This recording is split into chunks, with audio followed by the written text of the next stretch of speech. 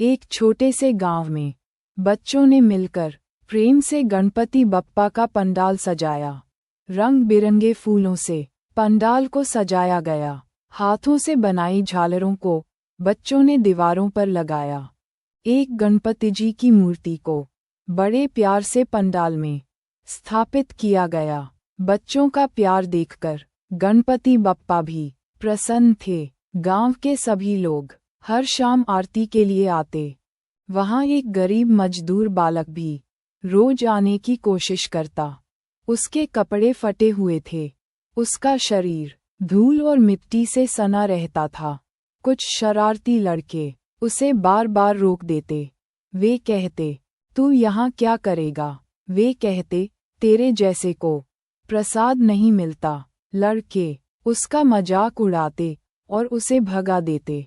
गांव वाले जानते थे कि यह गलत है, मगर लड़कों के घरवालों के डर से वे कुछ नहीं कहते। गरीब बालक चुपचाप पंडाल से बाहर खड़ा होकर भगवान को निहारता रहता। एक दिन अचानक आंधी आए, तेज बारिश शुरू हो गई। पंडाल का बड़ा सा टेंट हवा में उड़ने लगा। सब लोग घबरा गए। लोग एक दूसरे को देखते रहे। कोई आगे नहीं बढ़ा।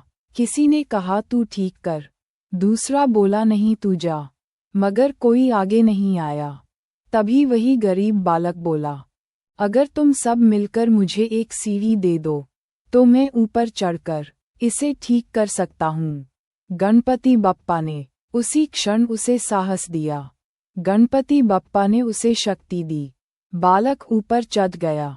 उसने पूरे साहस से टेंट को संभाला। बालक ने मेहनत से टेंट को बांध दिया। पंडाल सुरक्षित हो गया। जो लड़के उसे भला बुरा कहते थे, वे सब चुप हो गए। उनके दिल में अपराध बोध भर आया। अगले दिन वे सब उस गरीब बालक के घर पहुँचे। उन्होंने हाथ जोड़कर कहा, भाई हमसे गलती हुई। उन्होंने कहा, अब तुम हमारे साथ चलो।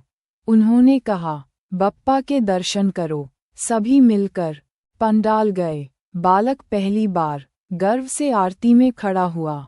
सभी ने साथ मिलकर आरती की। गणपति बप्पा की मूर्ति के सामने सबके चेहरे खिल उठे। मूषक मुस्कुराते हुए गणेश जी से बोला, प्रभु आपने सबको एक कर दिया।